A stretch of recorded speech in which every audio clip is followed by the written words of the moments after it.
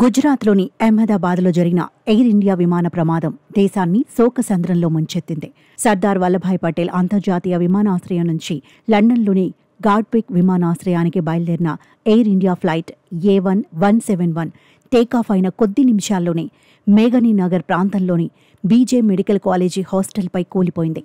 ఈ దుర్ఘటనలో 241 మంది ప్రాణాలు కోల్పోగా కేవలం ఒక్క వ్యక్తి మాత్రమే అద్భుతంగా ప్రాణాలతో బయటపడ్డాడు.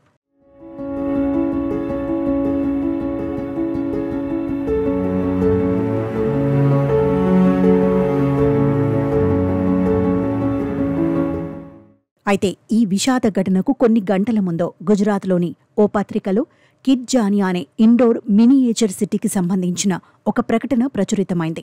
ఈ యాడ్లో ఎయిర్ ఇండియా విమానం ఒక భవనం నుంచి బయటకు చొచ్చుకొస్తున్నట్లుగా ఉంది.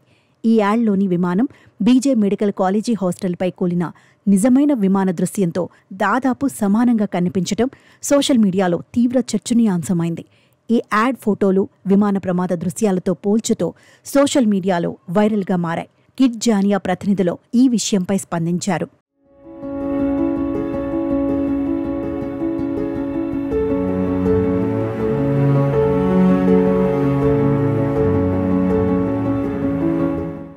ప్రపంచవ్యాప్తంగా మా ప్రమోషన్ల కోసం భవనం నుంచి బయటకు వచ్చే విమాన చిత్రాన్ని ఉపయోగించాం. ఎయిర్ ఇండియాతో సహా అనేక అంతర్జాతీయ ఎయిర్లైన్స్తో మాకు భాగస్వామ్య ఒప్పందాలున్నాయి. ఈ యాడ్ సమ్మర్ క్యాంప్ కోసం ప్రమాదానికి ముందే సిద్ధం చేయబడింది. ఈ విషాద ఘటన కారణంగా దేశం కోలుకునే వరకు ఈ యాడ్ను ఆపివేస్తున్నామని స్పష్టం చేశారు.